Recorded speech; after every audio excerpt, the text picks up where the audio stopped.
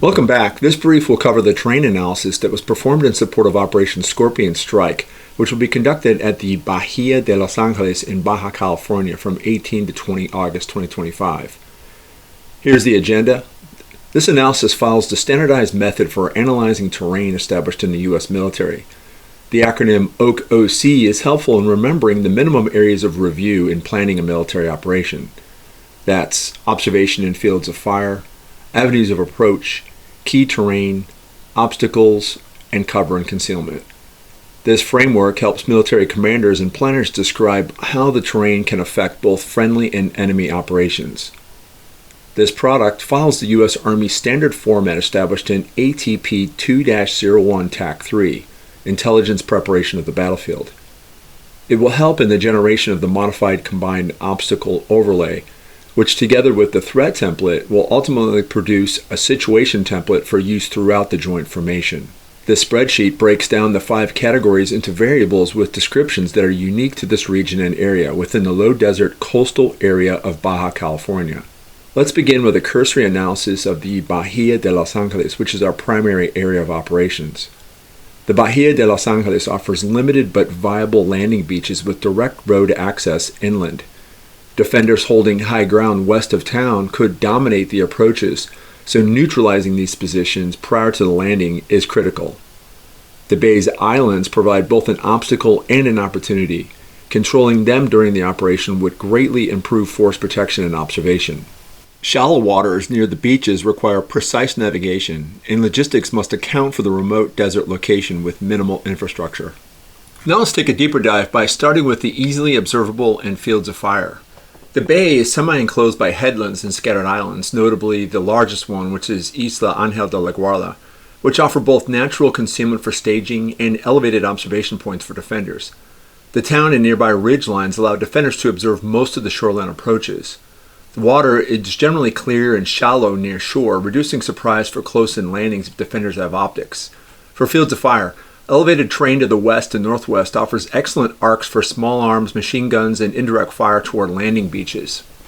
The eastern island mass could mask incoming vessels if approached from certain headings, but also provides high ground for potential enemy observers or snipers if occupied. For avenues of approach, the amphibious landings will approach from the northeast, particularly for Alpha Company's landing. This approach should block the enemy observation from the south, as Alpha will be north of the islands. A secondary consideration or a secondary approach would be to use the islands as partial cover until final run-in. Small craft can utilize inlets south of the main settlement for covert insertion. For land approaches, highway access from south via Highway 12 could be used post-landing for rapid advance inland, but narrow and easily blocked, so Alpha Company will use Highway 12 for travel down to the FARP. Now let's touch on some of the key terrain. The high ground west of town controls most of the bay's shoreline and will provide overwatch for defense or artillery placement. Unlikely that they'll have artillery. The Isla Ángel de la Guarda, as discussed, is the largest island at the bay's mouth, and it controls the southern end. That would deny the enemy an observation or staging position. There is a pier and a small harbor. That's the only significant docking facility, which would be critical for rapid unloading of heavy equipment post-landing. Highway 12 Junction is the only road link out of Bahía de Los Ángeles. It controls and will dictate inland movement.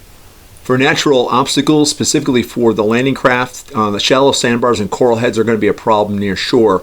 That's a hazard, particularly for the larger landing craft. Desert heat and lack of shade will limit troop endurance post-landing.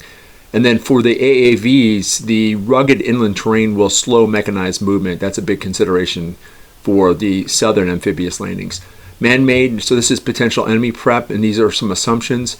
It has been confirmed there is road cratering or barricades on Highway 12. Improvised explosive devices are on choke points inland, and then pre-sighted artillery or mortars from elevated terrain has been confirmed by intel. And then for cover and concealment, sparse natural rock outcrops near landing beaches will offer some ballistic protection. And then for concealment, approaches from the southeast, as discussed, can use the islands as partial visual cover until the last phase of the landing. Inland movement can use the dry washes or arroyos for concealment, though they can become choke points as well. That will conclude this terrain analysis brief. For a more detailed review of the terrain and the combined obstacles overlay, reference Operation Scorpion Strike Annex Foxtrot I'll post it on the channel as well in the documents posting area. The next brief will be the H-48 mission brief, which will be conducted on 17 August. Thanks for attending this brief today.